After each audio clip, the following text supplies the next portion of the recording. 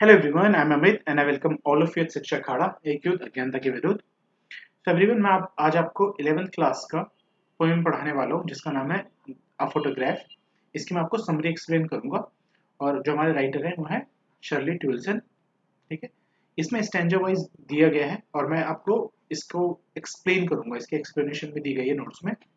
ठीक है, जो फोर्थ स्टैंजा है वो है the cardboard shows me how it was when the two girl cousins went paddling, each one holding one of my mother's hand, and she is the big girl some 12 years ago or so.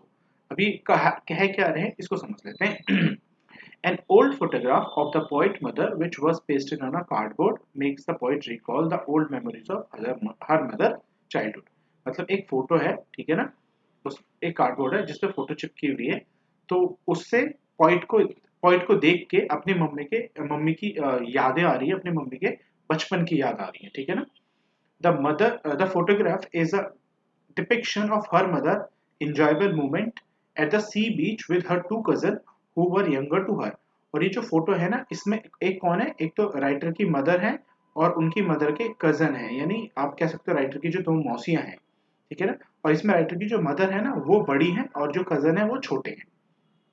और ये दिखा रहा है कि उन्होंने एक time पर बीच पर एंजॉय किया था अपने दो कजन के साथ। क्या कौन दिखा रहा है, photo. They were walking in shallow water with bare feet near the beach. और वो एक शैलो वाटर, शैलो मतलब जो छलछला पानी होता है, मतलब कम पानी होता है, उस पर बेयर फीट यानी नंगे पैर चल रहे हैं।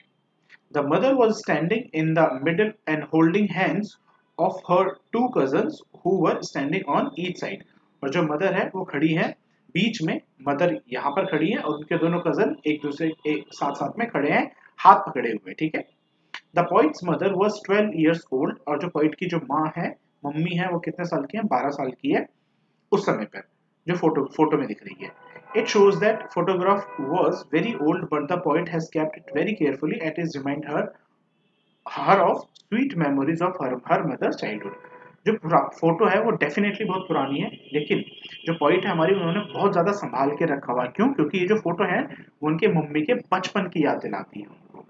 The photograph also indicates her how enjoyable her mother's childhood was. और ये फोटो ये भी दिखाती है कि जो पॉइंट है ना, उनकी मम्मी का जो बचपन था ना वो कितना अच्छा था। हमारा जो सेकंड स्टैंजा है वो है all three stood still a smile through their hair at the uncle with camera, a sweet face, my mother, that was before I was born, and the sea which appears to have changed less was their terribly transit feet। अब इसका मतलब क्या है? जो the photograph shows that all three girls, अब इसमें जैसे मैंने बताया, एक तो पोइट की माँ, ठीक है ना, और उनके जो कजन्स है वो।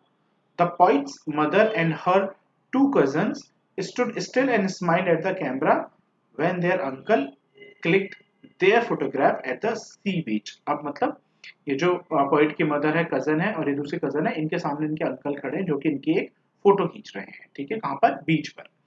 As the weather was windy at that time, their hair were flying over their smiling face।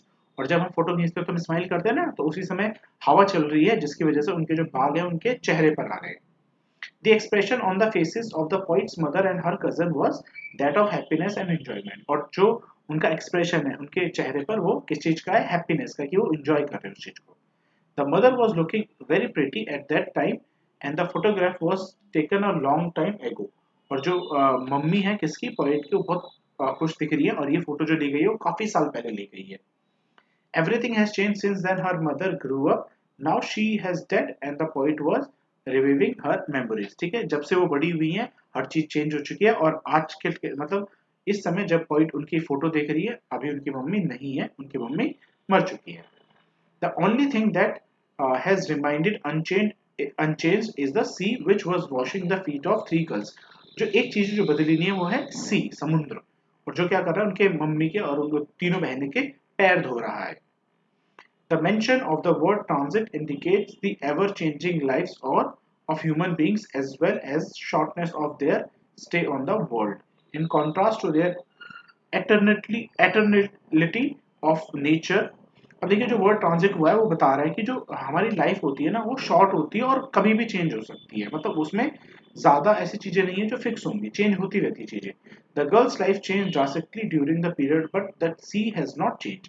जो ये तीनों गर्ल्स हैं इनकी लाइफ डेफिनेटली चेंज हुई है, लेकिन जो समुद्र है वो वैसा ही है। The stanza beautifully explain the transited nature of human being. और वो जो स्टैंजा है ये बताता है कि ह्यूमन का जो नेचर है वो कैसा है। Some 30 years later, like, she had laughed at the snapshot. See Betty and Dolly, she would say, and look how they dressed us for the beach. The sea holiday was her past, mine is her laughter, both right with the labored ease of loss. अब इसकी जो explanation है वो क्या है? Even 20-30 years later, the mother would look at the photograph and laugh nostalgically, remembering the happy memories of her past. ठीक है, जो माँ है अगर वो 20-30 साल भी बाद भी दिखेगी तो उनको नॉस्टैल्जिक फील होगा। नॉस्टैल्जिक मतलब वो आप कनेक्ट, मतलब जो पुरानी याद होती है ना, जब हम उनसे कनेक्ट कर पाते हैं, ठीक है ना, वो फीलिंग जो होती है वो होती है नॉस्टैल्जिक। और हैप्पी मेमोरीज है, मतलब अगर उनकी माँ 20 से 30 साल बाद भी फोटो देखती है तो कैसा फील होगा? Nostalgic. Mother would took at the photograph and comment on the dress worn by the cousin Dolly and Betty and herself। और मम्मी जब वो फोटो देखेंगी तो बोलेंगी देखिए हमको कैसे उस टाइम पे कपड़े पहनाए जाते थे। किसके? जो डॉली है, मतलब डॉली और बेटी कौन है? राइटर की मम्मी की cousin. Sea holiday was her mother's past and her mother's laughter has become a thing of past for the poet as her mother is now dead। अब देखिए उसमें दो चीजें हैं, पास्ट मतलब जो मम्मी है ना, जो राइटर की मम्मी है, उनका जो हॉलीडे था, जो फोटो है वो पास्ट है मम्मी के, ठीक है ना। और जो राइटर की माँ हंस रही है ना, लाफ कर रही है, वो किसका पास्ट है? वो राइटर का पास्ट है, क्योंकि अब उनकी मम्मी वो देख नहीं सकती, अब वो हंस नहीं सकती, उनकी मम्मी मर चुकी है। The poet still remembers how her mother would laugh at the photograph, remembering the sea holiday with a fondness as well as a sense of loss because that time would never come back। और उनको अभी भी याद है कैसे उनकी mummy हंसती थी उस फोटो को देख के, और वो टाइम दोबारा वापस नहीं आएगा। In the same way, poet feels nostalgic things about her mother and her laughter, which has become a thing of the past। अब जो राइटर है वो नॉस्टैल्जी फील करती है, यानी कनेक्टिंग फील करती है अपनी अपनी मम्मी के बारे में, उनकी हंसी के बारे में। क्यों? क्योंकि अब सब कुछ पास्ट बन चुका है, वो चीज वापस नहीं आने वाली। The word reward and ease are opposite to each other but describe the same entity loss. मतलब जो दोनों वर्ड है वो अलग अलग है पर दिखाते यही कि हमने कुछ खो दिया है। Now she has been dead nearly as many years and as the girl lived, and if the circumstances, there is nothing to say at all, it's silence, silence। The poet recalls that it is nearly 12 years since her mother died, मतलब लगभग पिछले 12 साल से जो poet की mummy है वो मर चुकी हैं। The poet is consumed with grief, but it's left with no words and express her loss and pain। अब जो poet है वो बहुत दुखी है, लेकिन उनके पास एक्सप्रेस करने के लिए कोई वर्ड नहीं है अपना दुख और अपना जो दर्द है उसको एक्सप्लेन करने के लिए। The point is totally observe in memories of her dead mother. जो पॉइंट है वो खो चुकी है अपनी मम्मी की, अपनी मृत मम्मी यानी मरी हुई मम्मी के यादों में।